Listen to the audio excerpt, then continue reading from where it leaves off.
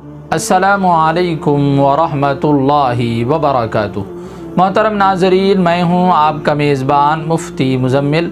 ناظرین، دجال کے بارے میں گزشتہ ہم نے 4 ویڈیوز بنائی جن میں دجال کے بارے میں تمام تر تفصیلات بیان کی گئی ہیں۔ اگر آپ نے وہ ویڈیوز نہیں دیکھیں تو ڈسکرپشن میں لنک دے دیا گیا ہے، آپ وہاں جا کر وہ تمام ویڈیوز دیکھ سکتے ہیں۔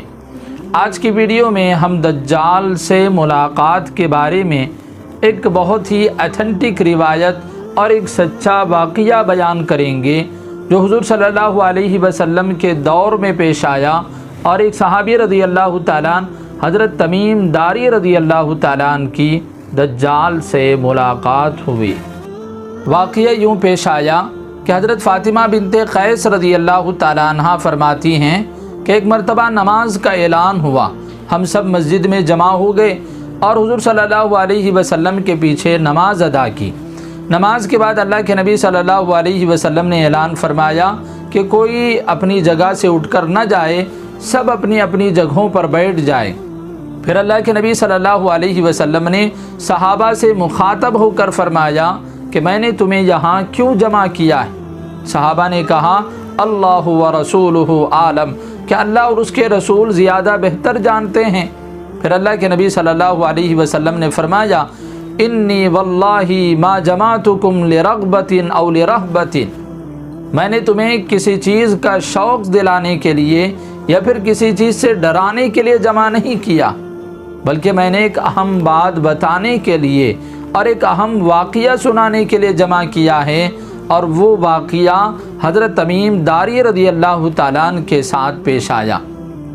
اس واقعے سے تمہارا ایمان تازہ ہو جائے گا، کیونکہ یہ واقعہ دجال کے بارے میں میری بتائی ہوئی تمام باتوں کی تصدیق کرتا ہے۔ پھر اللہ کے نبی صلی اللہ علیہ وسلم نے حضرت تمیم داری رضی اللہ تعالیٰ عنہ کے ساتھ پیش آنے والا واقعہ بیان فرمایا۔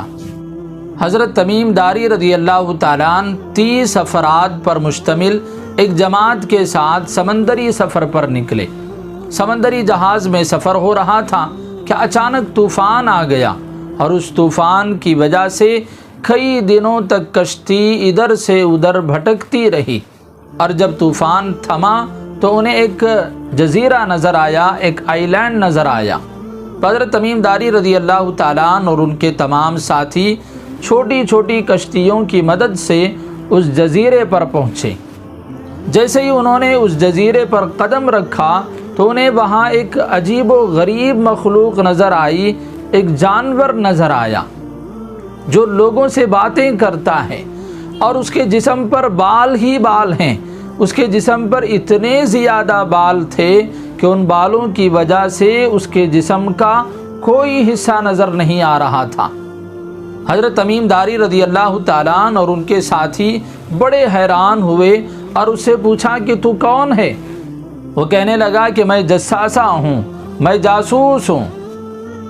پھر اس نے حضرت تمیم داری رضی اللہ تعالیٰ اور ان کے ساتھیوں سے کہا کہ وہاں جو عمارت نظر آ رہی ہے، اس عمارت میں ایک شخص تمہارا انتظار کر رہا ہے، وہ تم سے ملنا چاہتا ہے۔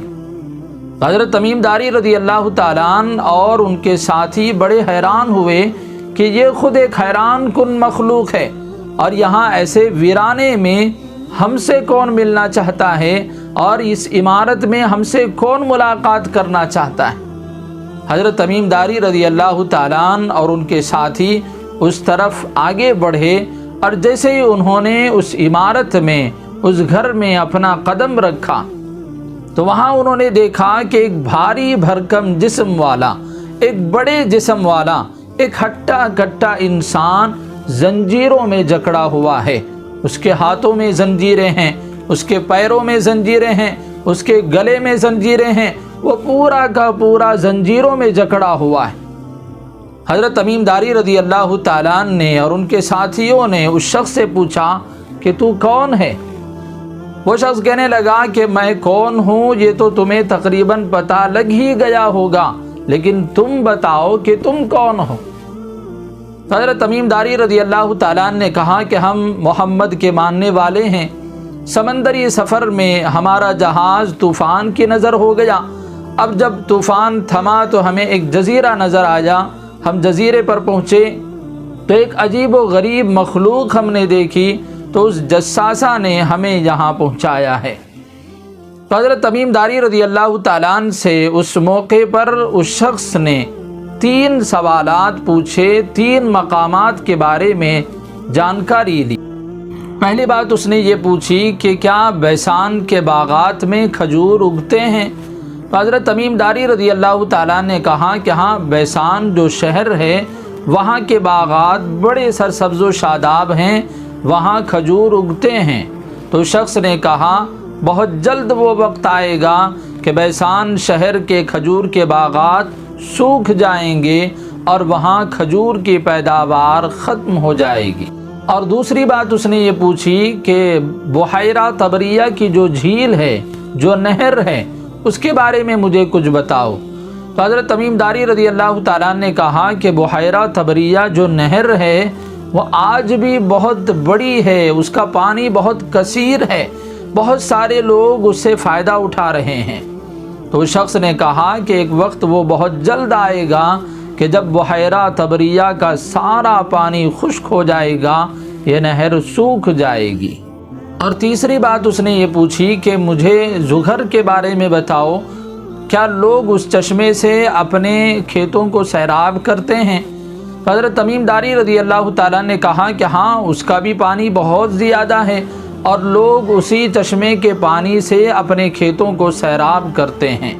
تو اس شخص نے کہا کہ بہت جلد وہ وقت آئے گا کہ یہ چشمہ بھی سوکھ جائے گا۔ پھر اس کے بعد اس شخص نے حضور صلی اللہ علیہ وسلم کے بارے میں سوال کیا کہ مکے والوں نے حضور اکرم صلی اللہ علیہ وسلم کے ساتھ کیا معاملہ کیا؟ تو حضرت تمیم داری رضی اللہ تعالیٰ نے تفصیل سنائی کہ بہت ساری جنگیں ہوئی، اللہ کے نبی صلی اللہ علیہ وسلم مکے سے ہجرت کر کے مدینہ آ گئے، اب بہت سارے لوگ ان کے اوپر ایمان لا چکے ہیں۔ پھر اس کے بعد اس شخص نے کہا کہ میں مسیح دجال ہوں، بہت جلد وہ وقت آئے گا کہ مجھے یہاں سے باہر نکلنے کی اجازت مل جائے گی، اور صرف 40 دن میں پوری دنیا کے ہر حصے کا چکر لگاؤں گا۔ یہ ساری باتیں دجال نے حضرت تمیم داری رضی اللہ تعالیٰ عنہ سے کہیں۔ حضرت تمیم داری رضی اللہ تعالیٰ عنہ نے حضور صلی اللہ علیہ وسلم کو سنائیں، اور حضور صلی اللہ علیہ وسلم نے تمام صحابہ کرام کو جمع کر کے اس واقعے کی خبر دی۔ اور دجال نے حضرت تمیم داری رضی اللہ تعالیٰ عنہ سے جن 3 مقامات کا تذکرہ کیا، وہ تینوں مقامات پہلے کی طرح نہیں ہیں۔ شہر بیسان میں دن بدن کھجور کی پیداوار کم ہوتی جا رہی ہے، بحیرہ طبریہ کی نہر اور زغر کا چشمہ دن بدن سوکھتا جا رہا ہے، ان میں پانی کی کمی کی رپورٹیں آ رہی ہیں۔ تو دجال نے باہر نکلنے کی 3 علامتیں بیان کی ہیں، اس کے علاوہ اور بھی بہت ساری علامتیں ہیں جو حضور صلی اللہ علیہ وسلم نے بیان فرمائی۔ ہمارے چینل پر دجال کے بارے میں مکمل 5 ویڈیوز اپلوڈ کی گئی ہیں۔ ان تمام ویڈیوز کا مقصد، ان تمام باتوں کا مقصد یہی ہے کہ ہم حضور صلی اللہ علیہ وسلم کی باتوں کو مد نظر رکھتے ہوئے، حضور کے طریقے کو مد نظر رکھتے ہوئے ہم اپنی زندگیوں کو درست کرنے والے بن جائیں، ہم اپنے ایمان کو اور بھی مضبوط کرنے والے بن جائیں، تاکہ ہم دجال کے فتنے سے محفوظ رہ سکیں۔